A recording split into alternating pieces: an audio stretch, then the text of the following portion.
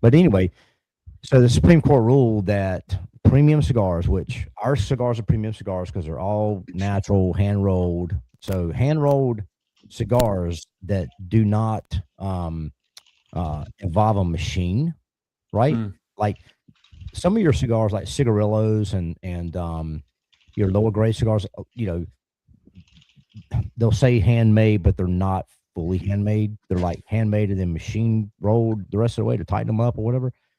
Maybe the binder could be, but anyway, um, our stuff's truly 8-year aged tobacco. It's the real deal. I compare them against on anybody else. And the binders are true Brazilian Mata Fina, but the Supreme Court ruled that the premium cigars, truly hand rolled, are not subject to FDA regulations anymore. Oh, Huge win for the cigar industry. Huge win. I wonder what was the reasoning. I mean, it's a tobacco product still, so why? Yeah, Why well, I mean, so hand rolled cigars, basically, I mean, they're solid. It's just leaves. It's tobacco leaves. They're organic. There's nothing in there. There's nothing in, no additives, no nothing. There's nothing in there. It's just leaves. But they're not subject to FDA, guidelines as far as like, well, tobacco use is bad for you and all that kind of. They're not, they're exempt from all that stuff. I need to find out if these guys are still in business. When I lived in Florida, about a year after I moved from Florida, this like cigar shop opened up near a Home Depot that I live near, and they would hand roll like their own cigars there in stores, and these things were like massive, right? But because they were hand rolled, they weren't like as tightly packed as like a typical like store cigar. But they smoked great, and I love them. Yeah, I wish every time like cigars are like on the way up, I feel like pipe tobacco kind of catches that wave too, but like nowhere near as big. And I'm so sad that like that hobby is just like dead. It's completely. Like, I'm on like a bunch of pipe tobacco forums and stuff, and that's all anyone complains about today. Is like it's just such a dead hobby, and it's a shame because I feel like as much as I enjoy a cigar, and if I'm around people enjoying a cigar as well, everyone else around us is like against us. Right. I have never once lit up a pipe in public and gotten hate from it. Everyone's like instantly nostalgic. Oh, my grandfather. I am so there with you. You've got that cherry. They're packed with the cherry tobacco. That's why you got that you got that smell of the cherry and the flavor and stuff. But yeah. I actually love pipes, and it got me into. In fact, the bowl that I have for my pipe is the exact same bowl that my grandfather had when he was a tail gunner in B-17Gs in World War II. Wow. My father smoked that pipe when he was a flight engineer in AWACS aircraft over Vietnam. And of course, I smoked that pipe during the war on terror. Mustang. So, in my electric Mustang, absolutely. So, so the website is up for RoadDogCigar.com. Website's up and live.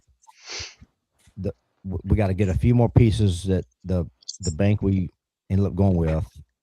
They're asking for some few more little items to integrate the final payment piece of it. But yeah, so RoadDogCigar.com if you want to go look at the site. And what we did was like the little pop up, the age verification thing, that has some fun with it for trucking. So we got like, if you're over 21, it says roll on, I'm over 21, or shut down, I'm under 21.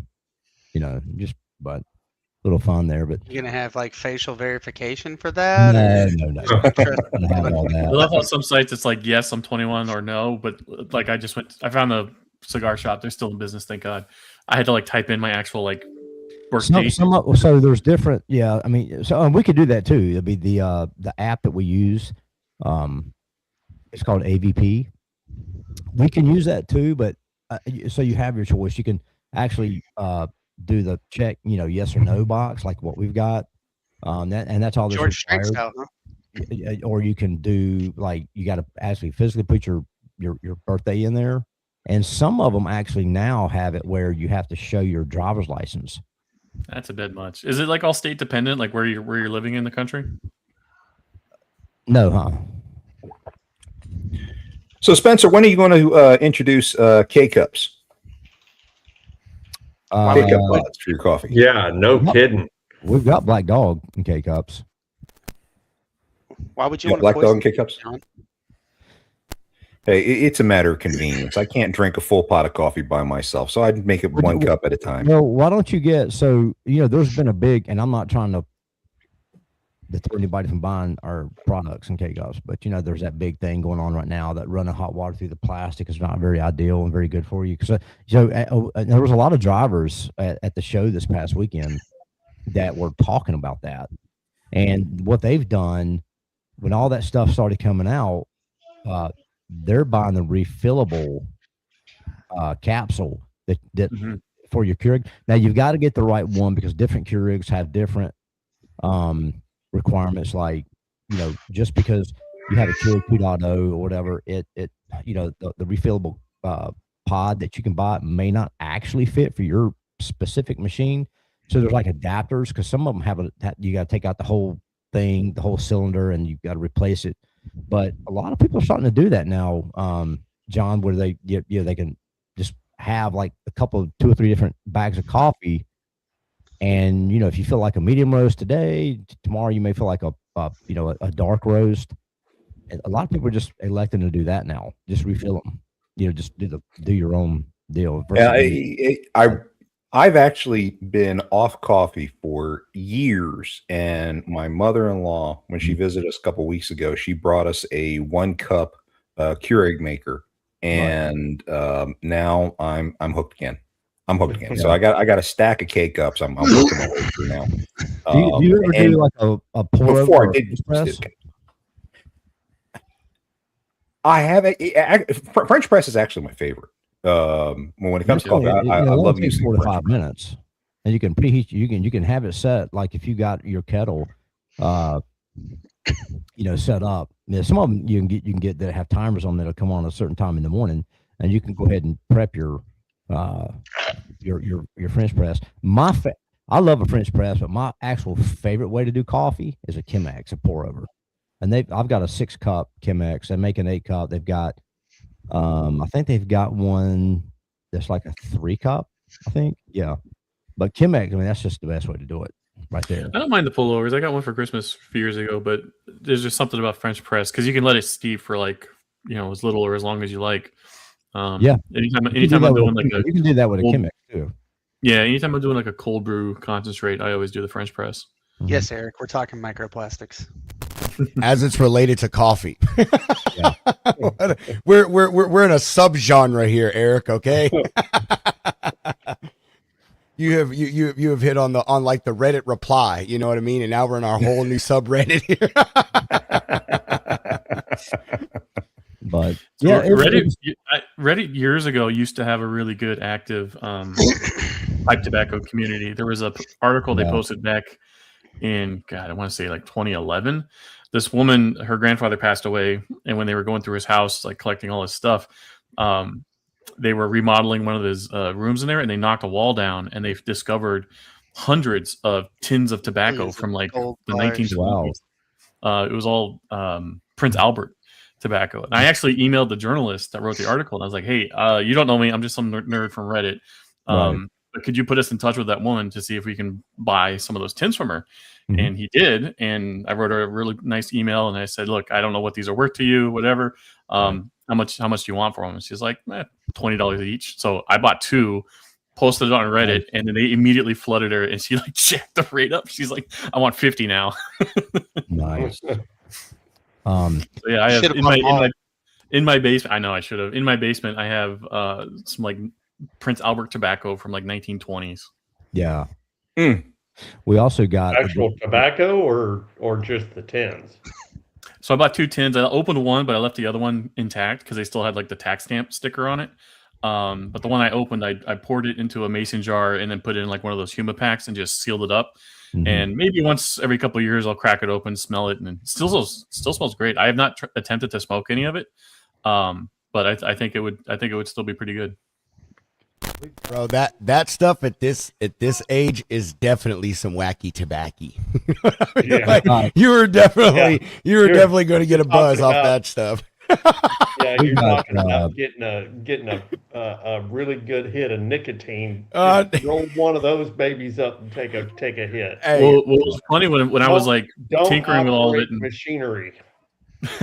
when I was like taking everything apart and putting it in the jars and stuff, I handed one of the tins to my great grandmother at the time, and she's like, barely even coherent at the time, but she smelled it and immediately perked up and was like, "That's Prince Albert."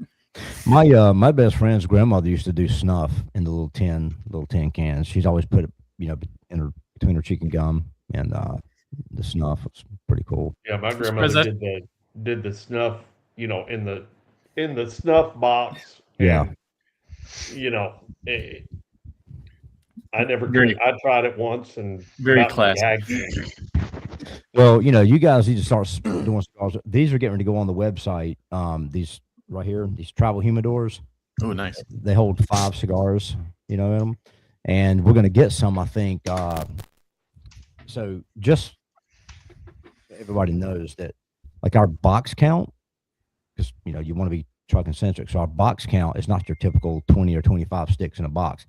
Our box count is going to be 18 because how many tires on a tractor trailer, right? 18. So we want to keep everything in line.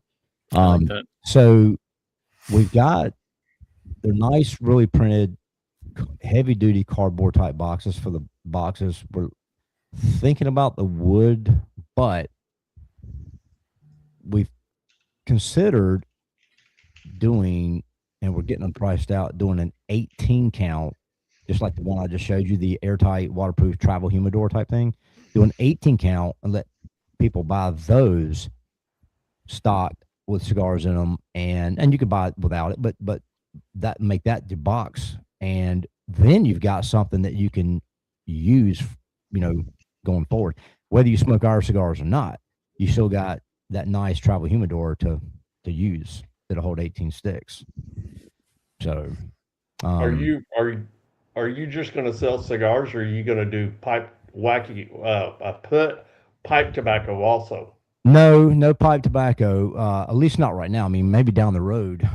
Right now, the first 3 cigars we have is the Highways and Heroes, which is our mild U.S. Connecticut. And then the Long Haul is a medium-bodied cigar. It's a Corojo wrapper and non-mutated Corojo. It's the real deal non-mutated Corojo. So it's true Corojo all the way through. Black Dog is the Maduro. And all the cigars have the same tasty notes as the coffee. A lot of the similarities there. The binders, I was telling the guys, the binder is true Brazilian Matafina, and everything's long leaf Ligero filler. 8-year age tobacco, but they're a Toro size, so they're 6x54. If we could do another size, we may do. My favorite stick is a 6x60, and then we may do a Robusta for a quicker smoke. But we're gonna kind of roll for a while, and yeah, I mean, we may eventually branch out and do some pipe tobacco or whatever. Yeah, I mean, it's not off the table. One of the nice things about it being such a dead hobby is it's super cheap. I can walk if I go into a cigar store, and if they even have pipe tobacco, it's usually in like a gigantic glass tin, Right. and you buy the ounce. I'll get like 2 or 4 ounces for a couple bucks. Well, and just My understand that pipe my tobacco dad- is not my like your sister. cigar tobacco. It's different. It's not, the quality is not the same. It's nowhere near the same as the actual hand rolled premium cigar. It's not the same tobacco. It's not the same quality. Yeah, well, yeah, and a lot of it's like it's flavor, different flavors and stuff. So you've got chemicals in it, and different things. Which, I mean, hey, I mean, if that's your thing and you want to do it, then go do it. I mean, it's the smell, the aroma is great. It's just not my thing, but I want to enjoy a true cigar with the true aromas of the cigar. But the Long Haul, the medium one is I mean, I love the Black Dog, but the Long Haul is my favorite because about halfway through it, you pick up some spice. It's really good stick. That is something that I find I enjoy with a cigar versus a pipe. Pipes are very consistent, like all the way down. What's nice too with pipes is you can light it, set it down, and go back to it, and it's fine. Yeah. Cigars, once it's lit, you got to go through the whole thing. No. You can put it. You can. Don't crush it. Let it go out on its own, and then you can kind of relight it. You might just remove some of the ash at the tip and then you can relight it.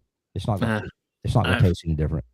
I don't know. I've never. I mean, just don't let it sit overnight or anything. I mean, Yeah. I know guys that have done that, and they say it's still as good, but I've not attempted that.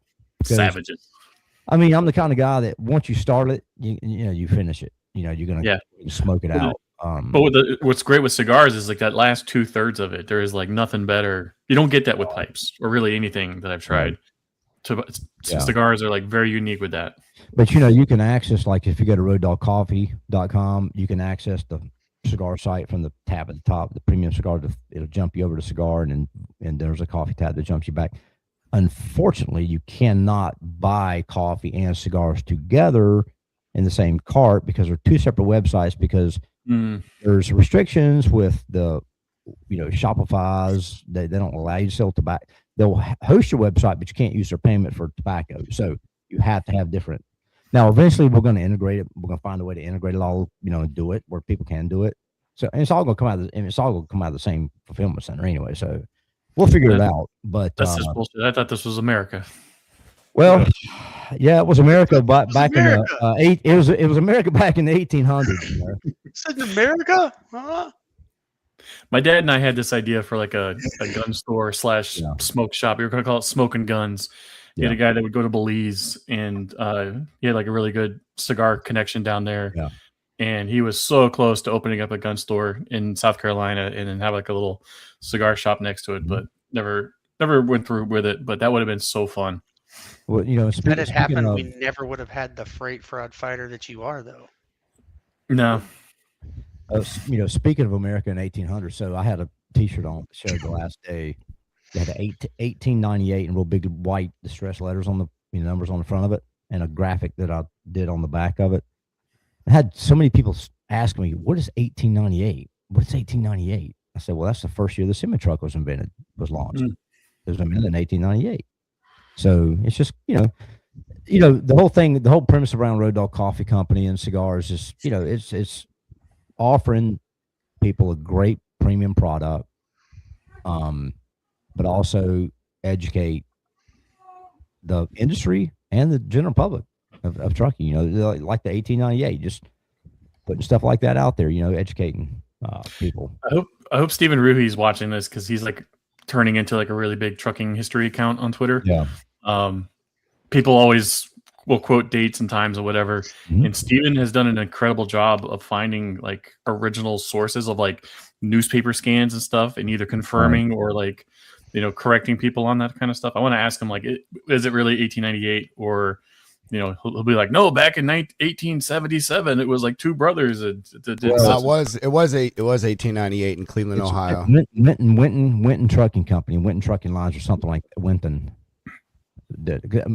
I'll have to show you the graphic at the back, but but talking about the show we did, it was a great show, had a lot of fun. Attendance was up, didn't have quite as many trucks there as last year, but overall I think it was a very successful show for Tony. And it was also we had the Smoking the Bandit bag, we had the Bandit there in our booth, and had Linda McClure. Linda McClure was actually the actress. So in the first Smoking the Bandit Part 1, remember when the Bandit got to Jerry Reed's house, Snowman's house, and he was going to pull him out of bed and all that, and had the woman running through the hair with the curls in her hair, like, "Bandit, you're not taking him. He just got home," or something. Well, that's Linda McClure. She was at the show with us in our booth, hanging out with the Bandit. Really cool, great to meet her. And she actually gave me, because John Schneider was in the movie, right? He autographed one of my bags for me, Smoking the Bandit, because he was actually he snuck on the set, and he's in the movie at the very last scene when the tire, when Junior's chasing his daddy in the car, and the tire comes off and hits this kid right between the legs. That's John Schneider at 16 years old. Had a black, and she gave me a photo of that, showing John Schneider in the picture, and then gave me a actual screenplay, one of the copies of the screenplay that was used on the set. She gave it to me. I thought that was really cool. No kidding. But it was also a great weekend because it was the official launch, and Pedro's got the photos he's going to throw up for everybody, but it was the official launch of Tony Justice's Last of the Cowboys, after his song, his own coffee. It's a dark roast. It's called Trail Blend. It's not snack mix. He wanted to call it Trail Blend, but but yeah, it's the called Last of the Cowboys. It's on the website at roaddogcoffee.com, and it's a dark roast, got a little caffeine kick to it. It's really good. But Pedro's got the photos if you want to see it, the front and back.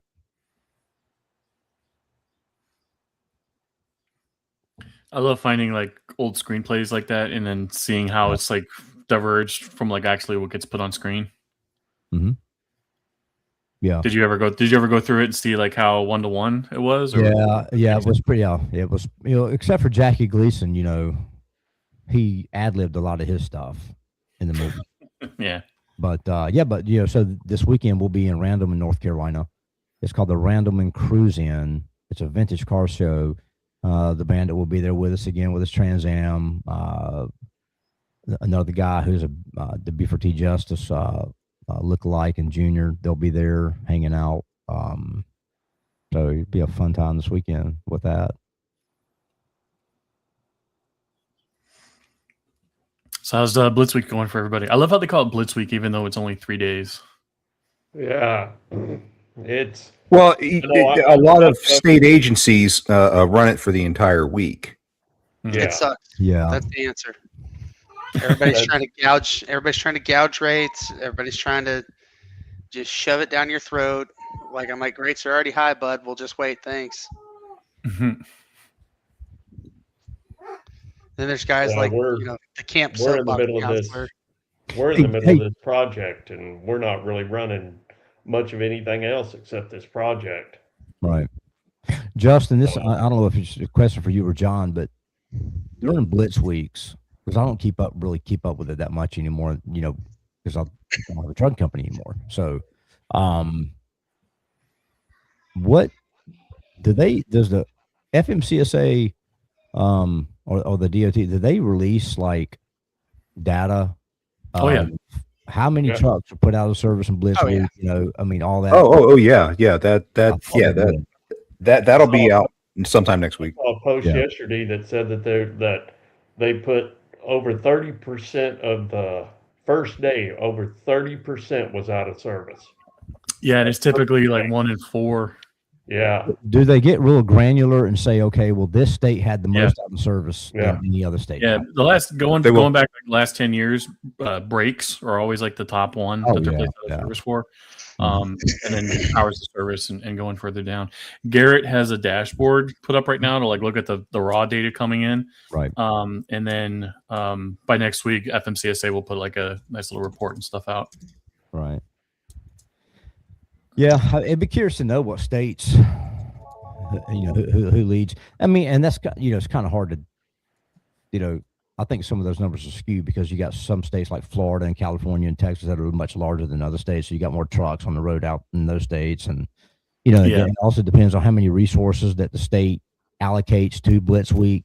But each state will put their own stuff out too. You just got to do the legwork to go get Go the find data Yeah. the data from it. I don't know if y'all saw the video. I think Dooner posted it or reposted it, but they had a check station set up at Texas Motor Speedway north of Fort Oh, Worth. yeah. I saw Really? that. Post. Yeah, dude, like they were, pulling almost every truck in, coming down I-35 and pulling them into the Texas Motor Speedway, That's crazy. parking lot or whatever, doing their inspections and stuff there, man. Wow. It's fucking nuts, dude. That's Man, what is Yeah, I Justin wonder if got that. I up wonder. here? I wonder how many. Oh, drivers- hold on, Justin. I got to change the layout, bro. I was messing with this yesterday because there was only 2 of us on screen and I didn't want it to be like weird looking. Oh, good. Hold on, bro. There we go. Yeah, So I this is- wonder how many of those drivers at the Texas Motor Speedway said, "Sure, I'll let you inspect me, but let me go out on the track." Yeah, yeah, right. Yeah. This is 2025. And you can see like the top carrier, Posada. These are a car hauler, Swift, Prime, JB Hunt, FedEx.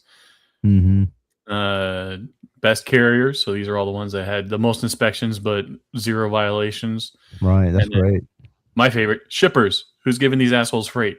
Again, this is 2025. If we look at 2026, because not everybody's reported yet, the numbers are still way down. But by next week, we should have like the full data coming in. But we can see so far, Carriers with the most Yeah. inspections: UPS, Prime, FedEx, Central, Tornado Bus Company.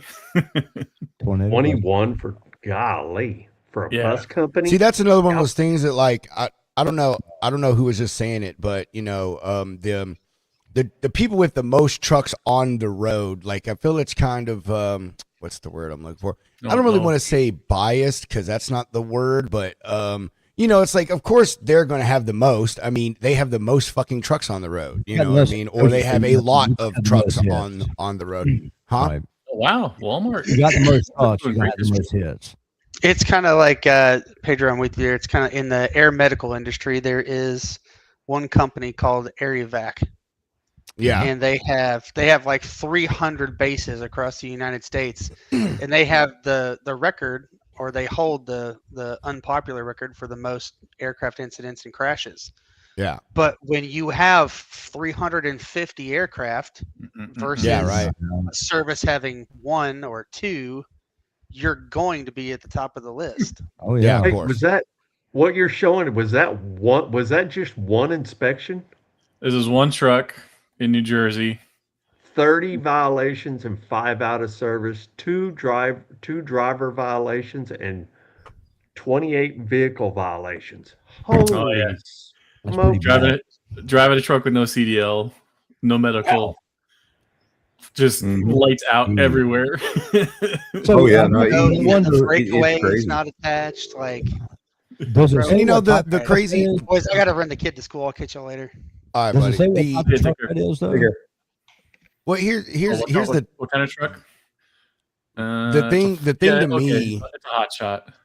Yeah, the thing with me with all of this stuff, man, These trucks- that we you know we talk about this a lot. Well, I say Jeff especially talks about this a lot, but most of this stuff, like 90% of these things, you know, could just be avoided if you just get your ass out of your truck for 15 minutes before you push those two Yeah, buttons that's another- and pull out of That's the another parking hot spot. shot.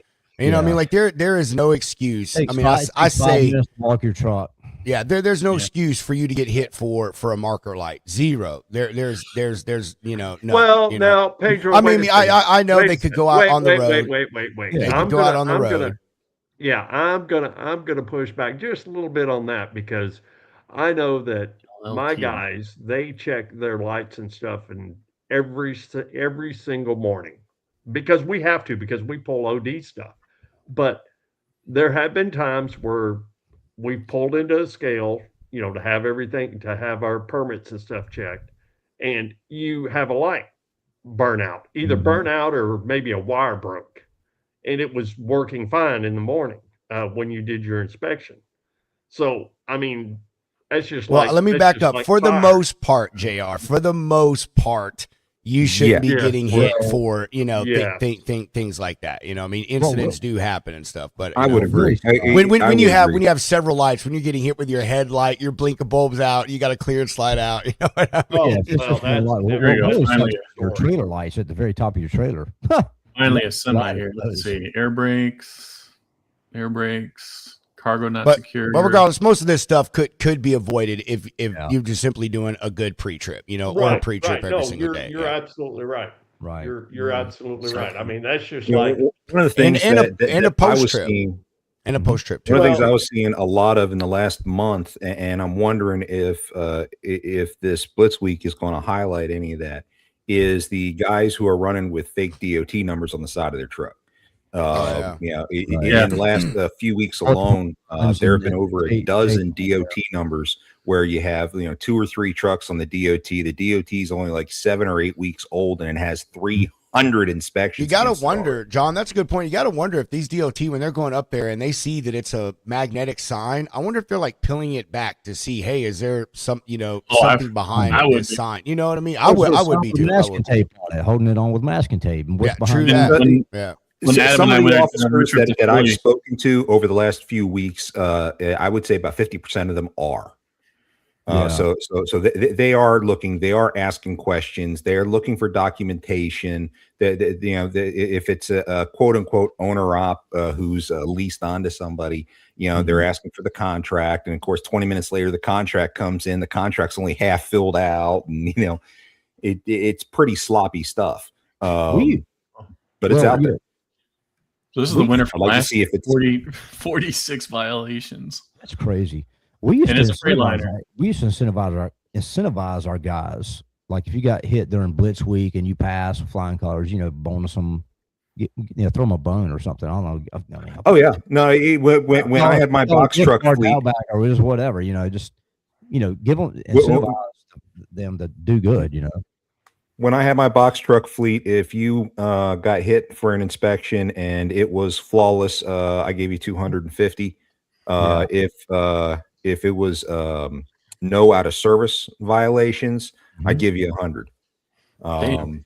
I didn't even get that when I was hauling bombs. We had your typical roadside inspection, but then we would have the extra level of inspections from like the government agencies that would come out and they would they would follow you for a couple 100 miles, and then you get a call from your dispatcher saying, "Hey, there's a white Chevy pickup truck that's been following you for X number of miles. Here's their license plate. The driver's name is so and so. The passenger's name is so and so. You're going to pull into the Flying J truck stop at mile mark or whatever."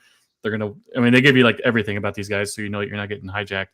And they give you like another type of inspection because they're not just checking out your driver logs. They want to make sure your panic button works, all that good stuff. And I think we only got like $150 if we passed And they're that. waiting for you to blow up, so they wouldn't have to pay you. We ain't got to pay that guy.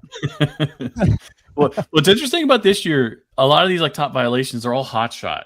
And I've been saying for forever, like when all these guys are getting flushed out of trucking right now, that's where they're all going to go to next is into hot shots because it's a lower barrier to entry. The non-CDL, Yeah. type stuff. Mhm. Cargo And vans, sprinter vans, all that stuff. Even before that, last year I went to North Jersey and I did this like Spanish radio podcast, and I was talking with a guy who was a hotshot driver there years ago, and he was like, "Dude, they didn't teach us jack shit there. It was like my cousin's cousin who owned this thing. He threw me in the truck.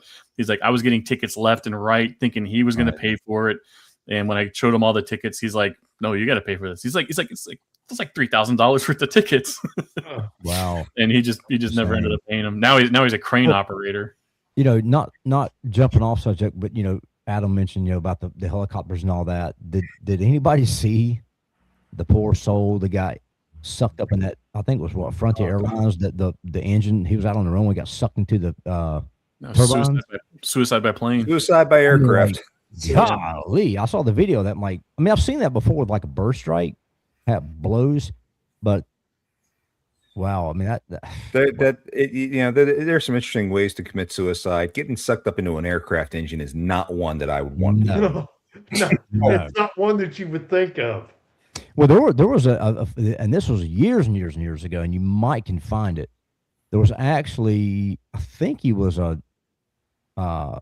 don't know if it was on a aircraft carrier or I think it was a military plane. I'm thinking, and then, like I said, this has been 15 years ago. It's been a long time, but I think it was like a Navy guy got sucked into one of those turbines and came out the other side unscathed. Yeah, they use that for training. He got lucky because when he got sucked in, he was like up against like the side of it, and just missed the blades by like that much, which was really surprising because they typically don't leave a lot of clearance on the. They probably just had to clean all the poop out of the turbines and stuff. I'm sure he was, sure, but he was lucky. I mean, God Almighty, but this poor soul, man, with that Frontier, you saw the flame come out the back of it and just blew the engine. Yeah. That dude's toast. Oh, then the sickos on the plane, like there's like videos of them getting off, and you can see like 4 or 5 of them in front of the engine, like getting selfies with just the fucking guy smeared behind him. Like, stupid. I mean, that's just sick. I mean, don't do stuff like that, people. I mean, it's bad enough he's deceased, and you're thinking about the family that lost somebody. That's just, but then you go sit there and take selfies. Oh, look at that. Just trying to get rid of that BS. I don't like that. Sad world. Yeah. Mr. Dickinson, how are you, sir? I am doing well. Sorry for the lateness. I had a meeting that I had to attend, and it went a little longer than what I thought, but it went right. How was your week so far? Everything good? No complaints. I do contract work, so I don't do much at all, if nil, on the spot market. So I'm really not affected by the Blitz Week at all. My carrier's been moving the freight for a very Yeah. long time, so they're there. I don't have to worry about that kind of stuff. I never really did. The biggest problem that I see from this is that the brokers that are out there that are doing business that are feeling the pain from this. Mhm. How well do you know those carriers and Right. and those drivers?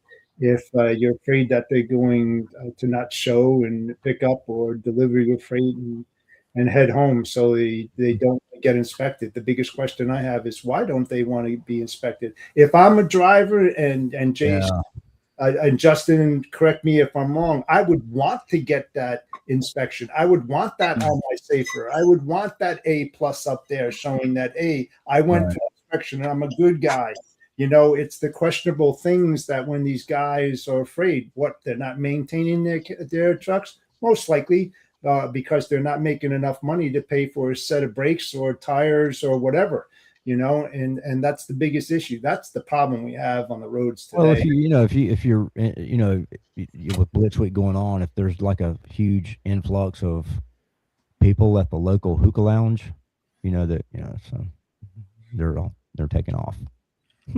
Yeah, if I was a shipper, I would be looking at this year's stats because like the Postal Service is ranked number 1 right now. 4 out of 12 inspections get placed out of service. Really? That's insane. That's Wow. And it's you can't tell from this data, but like I think where a lot of this stuff kind of comes from is I don't know for sure if these are mail loads. I think a lot of it is just the equipment. yeah. But still, I mean, any delay in the mail is going to ripple out, all across the network, and like this stuff is just unacceptable. Well, now there are some guys that I know that take this week off, and the reason that they do it is because they don't want to be sitting. And it's not and I know them, and I know their trucks, and they take it off because they don't want to be hung up at a scale for hours on end trying to get inspected. Because just because they point at you and tell you to pull over, they may have 10 trucks in the lot being inspected and only 4 inspectors doing it. Yeah. And What- then what's the you're average sitting inspection there time? waiting. I mean, I can understand that. I mean, just like my guys have all been inspected. Right. Thank God it was prior to a couple of days ago, because Chad was on his way back to El Paso, and he shed a brake lining on the trailer, and the brakes were all good on the trailer. I mean, they were over half life. Mhm. And so we opted to just go ahead and replace all the brakes because they were all out of the same batch. Well, you're a What- good guy. what- You're a good guy. It's things like that when you do have a good carrier who takes care of their equipment, Right. and then something like that happens, what they do is, number one, place them out of service, which, okay, I understand. They should. That should not move. But Right. you can tell. I mean, if the brake lining, if it just shed the brake lining and all the other brakes were in good shape, that means that brake was about 95% sure it was in good shape, and just the rivets let go or something. And Yeah. you can tell by the metal on the brake shoe housing how long it's been doing that. So what's the average inspection time? Usually? Oh, if you're going to go through level 1, it can run anywhere from 45 minutes to an hour and a half, and that just So- depends Mhm. on. Yeah. I wonder if A lot of it depends on the inspector and the driver, because Right. you got these drivers out there that say, I don't have to help you. Oh no, you sure don't. There's nowhere in the regs that say you have to help right, me. but You then got that to just do it all. that just holds You're things going to up. be here a long time. Yeah, it's So called right now we're seeing that like Pennsylvania is like the highest state with number of inspections. What they'll do with PA is they turn all the rest areas into inspection spots too. Like they make all trucks come through. You do a lap around the facility, or just straight through, depending how the layout is. And typically what they'll do is they'll just watch every truck coming through, and as long as your truck is clean and everything looks fine, you just get waved through. But if they notice anything, light out, airline dragging, or air leak, then you get pulled over, and that's where you're going to get worked through with a fine tooth comb. Yeah, I Here's wonder. Right, Like, and if it's Here's my and if perspective they on this, right? It's one thing to have an inspection, but it's like, listen, we're at war. I mean, if you really want to think about it, with all the bad guys out there, Mhm. not like you having a good carrier and equipment and stuff like that, but we're at war. And the way you win a war is that you don't tell your enemy where you're going to be, when it's going to happen, all of this. It has to be sporadic. Any given time. That's the Yeah. only way we're going to win this war. If you say, "Hey, we're going to be at so and so between the 12th and 14th of May in this state, in this city," that's not going to work. You got to catch them off guard. That's it's when just like a CDL check, like the local sheriff or police or highway patrol would do, like the CDL, not CDL, but like license checks or like the drunk driving checks. They'll do like at 10 or 11 o'clock at night on a Saturday night on some back lane road. All of a sudden, you come around the corner, up there they are. All the I love when states will do like DUI checkpoints on New Year's Day, and well, they they'll have have to a tell you sign what, up. yeah, they have to Well, tell you now where they're going to be in North Carolina. Or sometimes, but what I Sometimes. like what they do is they'll have a sign on, like say you're in Kentucky and you're going down I-75, and it'll be like DUI checkpoint Yeah. 2 miles ahead. Well, there's an exit right there, so you take that exit. Well, Boom, the DUI checkpoint is at that exit.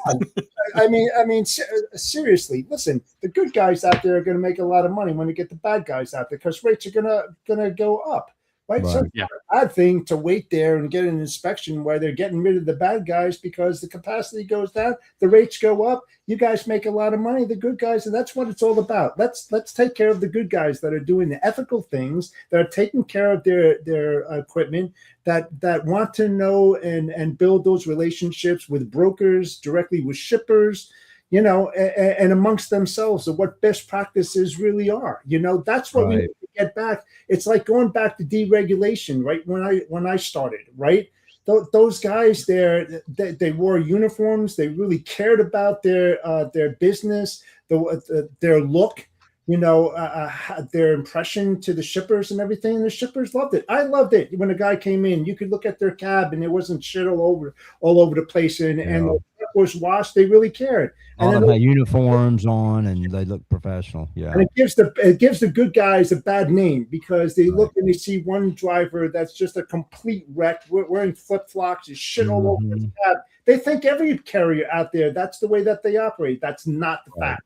That's Yeah. not the fact. So Steven's texting me all these like trucking facts right now. He says the first Blitz week was in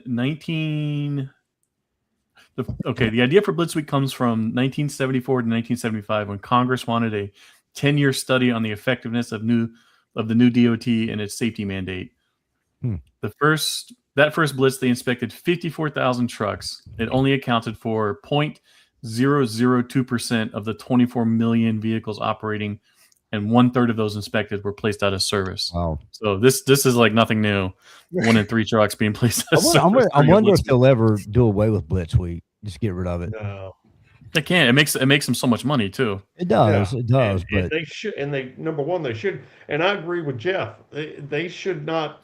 I mean, they should not translate it. I mean, they or transmit it. It's like, maybe January 1 say, okay, we're sometime this year or this spring or Month this or summer whatever, we're we're going to gonna do do it. Blitz Week. yeah. We're not going to tell you when or where. We're just going to do it. Not even. Don't even do that. Just do like Oklahoma with Operation Guardian. They keep doing that like every couple of weeks, and it still amazes me every time they do that operation. They're still nabbing over like 100, 200 guys, each time, and they only stop it because they run out of room. Right. well, the thing is that the FMCSA has about 300 guys nationally, and state level have a lot more that they're able to do those inspections and stuff. It just really all depends on what they're doing and how they can enforce it. These guys that are just belligerent, that have these OOS stats that are just out of this world. I mean, let's face it, 2024, there was 26.1% of all carriers out there on the road were OOS, combined with everything, whether it's driver, whether it's equipment or whatever. Last year, in 2025, is about 25%. So it dropped just a little bit. right? But the thing is when you're on the road and you think of it like I think about it in my friends and my family and stuff, that means that every fourth truck that you pass on the highway has the ability or probability of taking you and your family out, man. That's bothering. That's effing scary. You know? And once they get a little and a slap on the wrist, they should take the authority away from the carrier if it's blatant and they have a history of doing that. Take away the CDL license of the driver and say he can never drive again. We don't need those idiots on the road. I'm sorry. So I my talked with my all those wife was guys just leaving for work, and I was just telling her the exact same thing. She's like, 1 in 4. I'm like, oh yeah, 1 in 4. Oh, yeah. She's like, I don't want to drive next to a truck. No, you don't. when you talk to guys from FMCSA who've been in this for a while, and I told them the exact same thing. Why aren't you guys just nuking these guys on the spot? You have all the data. You've got everything. The problem is the way the rules and the laws are written. Like if say Derek Bars just wanted to start like throwing haymakers, these guys could counter sue and then have everything redone. It's like, you know, trucking is like very few like union guys in trucking these days. But the carrier side, they have so many things like in their defense, because if you do not go through the exact proper procedures step by step, if you mess anything up on that procedure, they can counter and get everything undone. Just like how Duffy right now is for the last year doing all these like incremental little steps with the CDL enforcement. They can't just go through and just drop a huge hammer because some judge in a court somewhere is going to overturn every single little thing. It's annoying. And that's part of why there's a huge push to get the Lila's Law passed, because that, you know, codifies all the stuff they're trying to do into law and gives them a lot more ammo to go after these carriers with. Right. But at least Corca has now passed the House.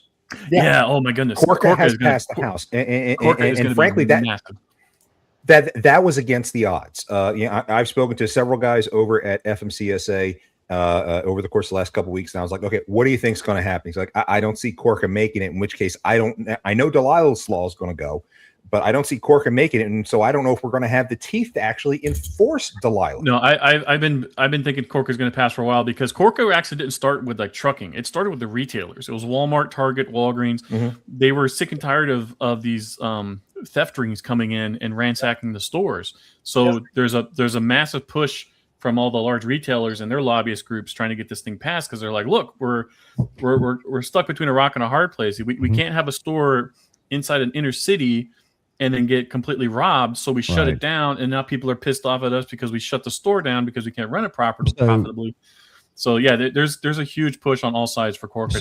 So Justin, all the folks that are listening that are not in transportation, explain what that is between you and John. CORCA stands for the Combating Organized Retail Crime Act.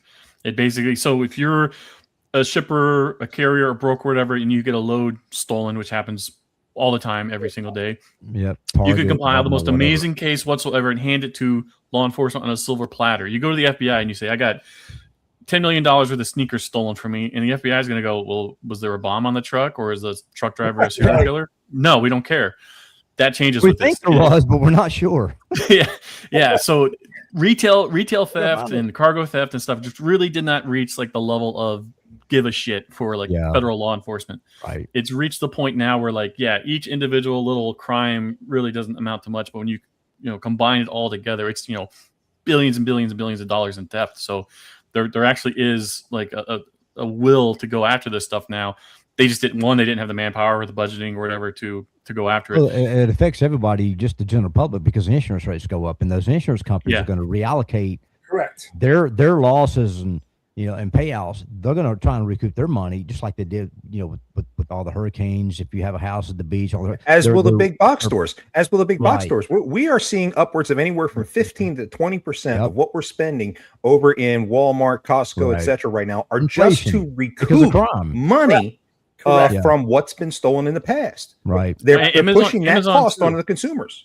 Amazon too, yeah. What Amazon, they don't really talk about this publicly, but you go onto these like YouTube police body cam footage channels, there are awesome videos of like cops showing up to an Amazon warehouse where they have an employee at the fulfillment center, like in one of their security offices, and they're just grilling the shit out of this guy because he was caught stealing like 7 iPhones while at work with that day, and eventually the guy will confess, like, yes, I'm actually not doing this by myself. I'm part of a much larger. Well, a lot of them are like, okay, this truck is carrying this, and they'll Mhm. radio or call ahead. Okay, and watch out for this truck number and all that, and so a lot of them are just like moles. Yeah, Amazon is very concerned about not so much their truck cargo being stolen, Right. but guys in the warehouses, In the because their warehouse, turnover at Amazon is just is insane. So Right. you get guys that come in, steal what they can, and then quit. And you do that month after month for a couple of years. You're talking, billions of dollars in a warehouse of stuff getting stolen. So yeah, I think Amazon is really a big push. They need to have those as like well. drones. They need to have like these drones flying around that have like these 360-degree cameras, or just like, you see them at stoplights, and they're high definition cameras, and they can just snap photos, just like boom, boom, boom, boom, and record that fast. Yeah. Fly those things around inside the warehouse and just watch everything. It's insane though, because we supposedly like to live in a high trust society, and we're just seeing but very unfortunately, quickly. you got idiots that don't want that.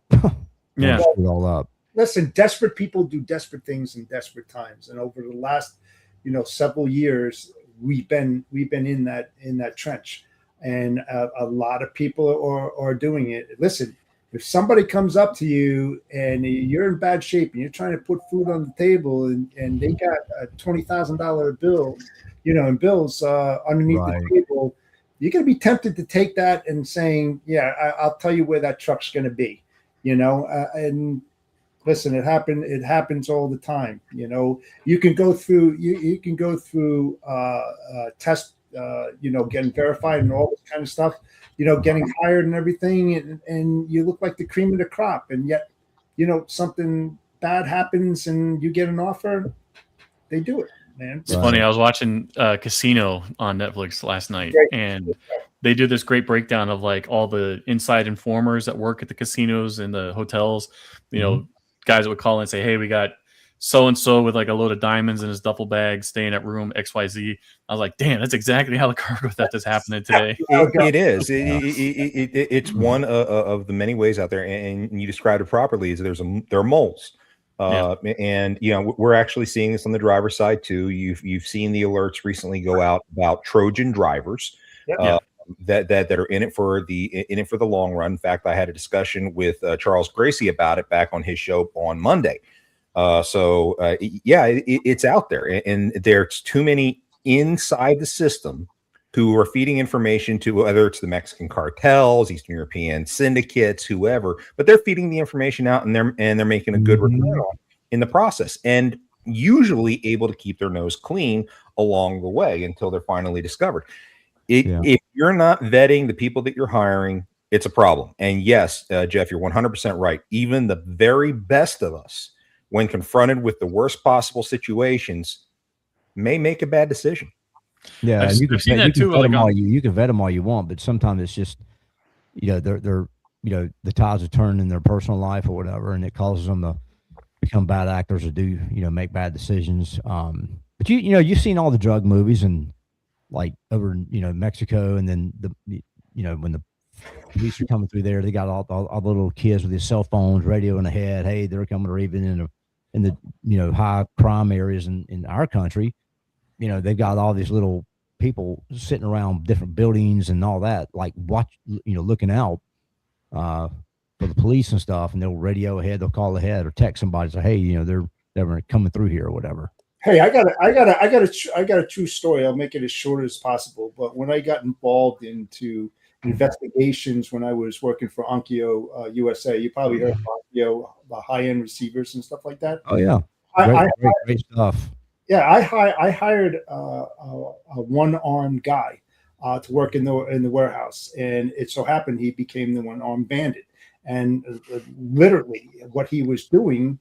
He was disassembling high-end receivers and going into the bathroom, and those tiles, he was putting pieces up there, and he was taking them out and rebuilding them at his house. And I'm working on the floor and everything. I was the manager there, and I just got curious. And you get that gut feeling. And I said, why is this guy always going to the bathroom? Not like within the hour, but several different times or whatever. I walked in the bathroom. I'm just looking around, and I just happen to look up. Like when you roll your eyes, you just look up and stuff like that. Yeah. And I see one of the tiles like weren't sitting there right, and I was like, So I stood up on top of the toilet. And I put the tile up, and lo and behold, there's pieces of receivers, like $4,000 receivers at that time, all these different parts. And I was like, holy crap. That's crazy to disassemble something, because that takes time to disassemble something. But I did it. One-handed, too. You don't just do that like in 30 minutes. I climbed up in the rafters after hours because we had 2 shifts, and I got my boxes right above the bathroom, and I watched.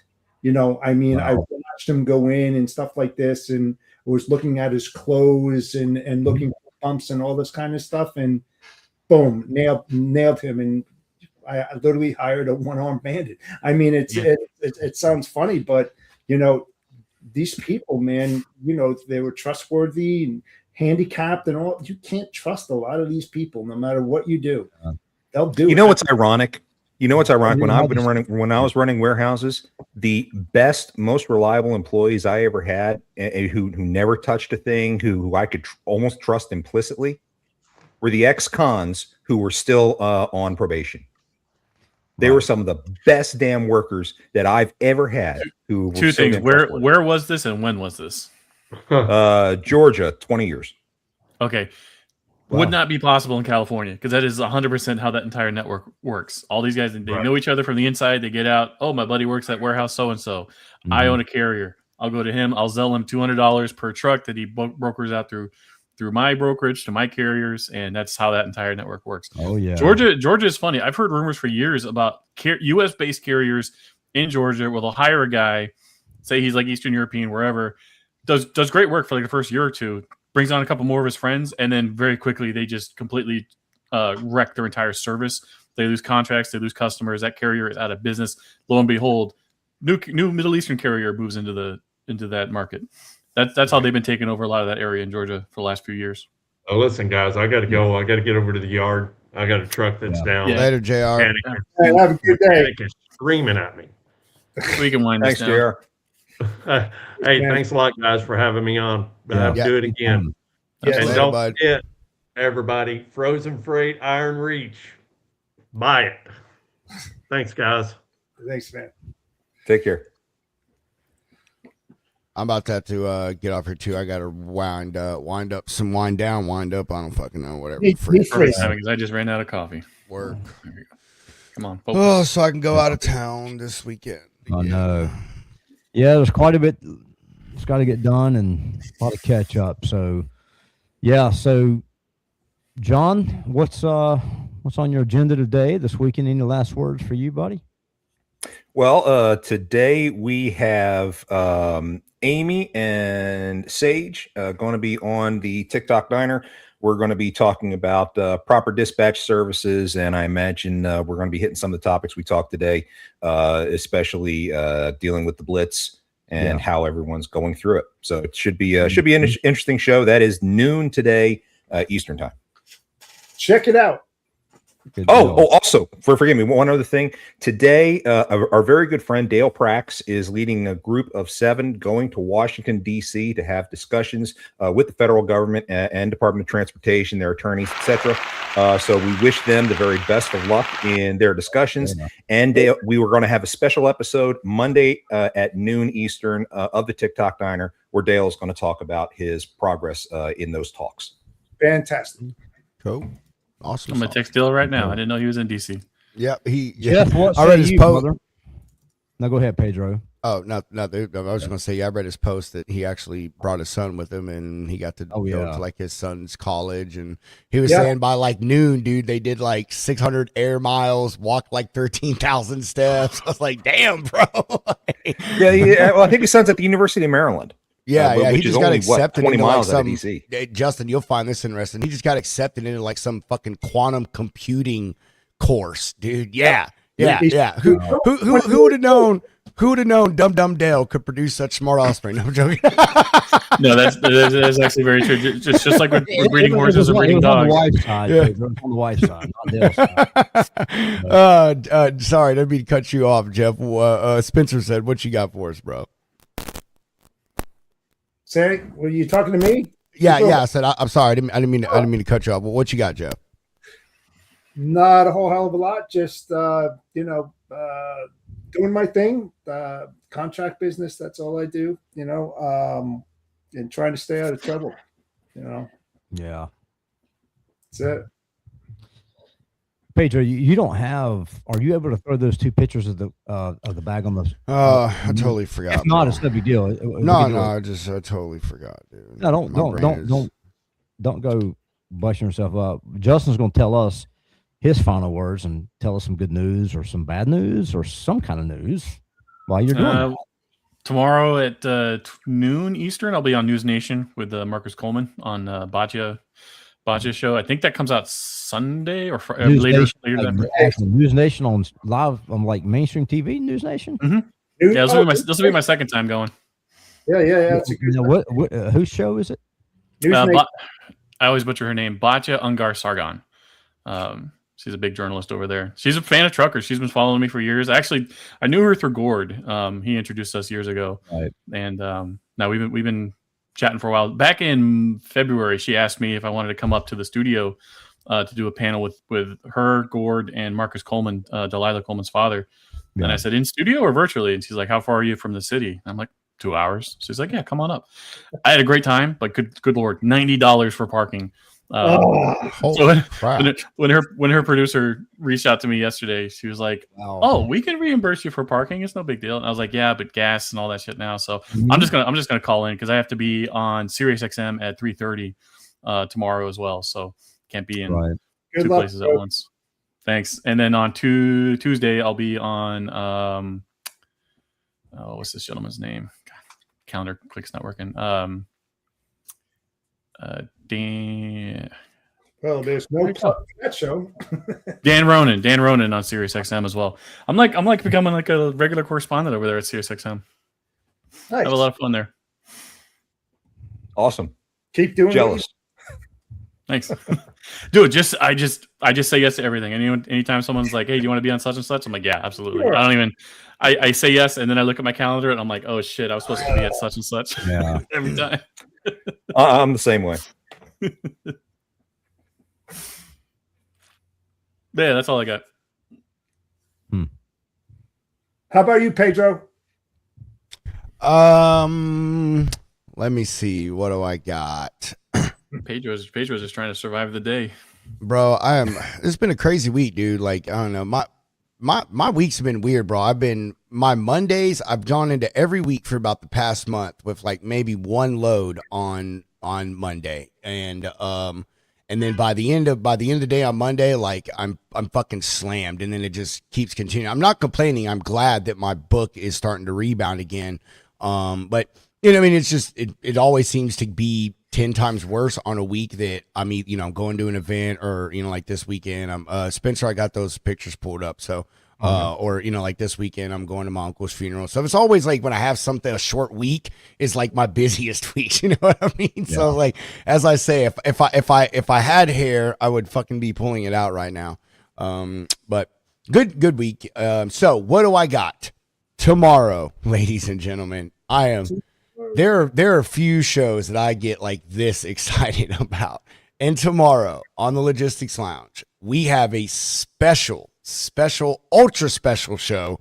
It's a late show. We're going to be on at 6:30 Central, but we have got Ice Road Truckers coming on the show.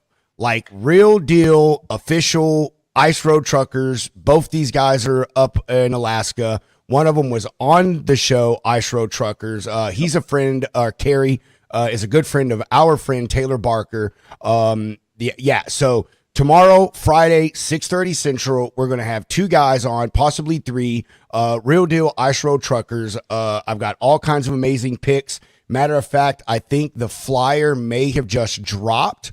Just go look at the flyer for the show. I mean, one of the guys coming on tomorrow, Yes, it is. One of the guys coming on tomorrow sent me that picture of them while they were driving just south of the Arctic Circle. So Cool. yeah, you can hear how long I'm talking about how fucking excited I am about this dude. Like Ice Road Truckers, bro. Like how freaking cool is that, man? You know what I'm saying? Like it don't get no more real deal trucking than that right there. So dude. did you So, ever see the movie with Liam Neeson? yes, I've seen both of them. They're Yeah. so bad. He was like- They he was are living bad. life- They are so bad. Justin, you're Fucking truck. I'm the glad truck is, someone tipped else over said on it. his side. yeah. I I'm can glad blow someone- both trucks have tipped over, and I'm like, okay, Yeah, cool. That's he the end was of the actually- movie. And he they're was like, actually no, a we're just truck gonna. driver. He was a trucker before he became an actor. Yeah, but for a very short amount of time, and the Yeah. lorries he did were more like box trucks. Like I Yeah. still don't take it from him, but there's several people. Oh, he's a truck driver, bro. Box truck don't count. Not, yeah, I mean, James Cameron. But you're right, former he truck was, he driver was. before he was a hey, driver. Elvis Presley was a truck driver, I'm just joking. Box Man. I'm truck, just he busting. was I'm a just truck busting your driver. balls. I know. but I know. yeah. I love how they're like the truck is like flipped over on his side, and they're like, yeah, we're just gonna flip it over. It's gonna be fine. Yeah, Yeah, I well, know. I The plot, know when the they plot do armor the is mo- thick. I'm going. movie magic. But anyway, that's all I got. Oh, and I want to keep giving this plug, man, because I'm excited about this. Will Jam Truck Show. That's the next one that's popping off, at least for us. June 4th through 7th, Huron, South Dakota. I mean, I know it's way up there, but we hear it's going to be an absolute blast. So if you're going to be in the area, Will Jam Truck Show, ladies and gentlemen. And that's all I got here, Spencer. I will pull up. Well, your- speaking of Will Jam, yeah. So that's so I'm Tony Justice is going to Will Jam, I think, Yep. maybe. So that's the back of the bag there, and that's an actual image of his actual real guitar. He sent us images of his real guitar. That's his guitar. The sides of the bag has got the strings, and the the side panel has words I to think the I song. That's the I have back the of the other bag right there, and there's the front. Last of the Cowboys. That song is a great song, so I'd encourage everybody to go to. I love that song. Go to Apple Music, whatever you listen to the song Last of the Cowboys. Listen, his music is great. But we launched that last weekend at the Large Cars and Guitars. You can get it at roaddogcoffee.com. It's a dark roast, got great caffeine in it. Really good coffee, but it goes to support Tony. So go to roaddogcoffee.com and load up on it. But speaking of Will Jam, so we donated Road Dog Company and Road Dog Coffee Company donated some of the nice their 18-inch round medallion, stamped embossed medallion of the logos, and the band that autographed them for us. Oh, cool. So they're going to be giving those away in auction, and we got a couple other things to for her to give out auction off and stuff like that. But anyway, yeah, it was a great show. Everybody go to roaddogcigar.com. Website's up. Payment system's coming soon. Yeah, it's in the bank's hands kind of thing, waiting on that. But you can at least look at the website, get a feel for it. You can bounce back and forth from roaddogcoffee.com to cigar. But yeah. Go support Tony, but go to roaddogcoffee.com, grab some coffee. That's really good coffee. And also Black Dog and Long Haul. Long Haul's back in stock, and that comes in whole bean and ground now. Black Dog and Long Haul. We've got it in both if you want whole bean and that. There's a lot of waiting for whole bean and Black Dog, but it's ready for you now. Fucking A. I love it, Yeah. bro. All right, everybody. We're gonna be out of here. We'll see y'all next week here, same time, same place. Hope everyone has a wonderful rest of your Thursday. Make sure you go watch John's show later on today, and we will catch you at the lounge for Ice Road Truckers tomorrow evening. And chunk them deuces, and let's roll some beautiful bean footage.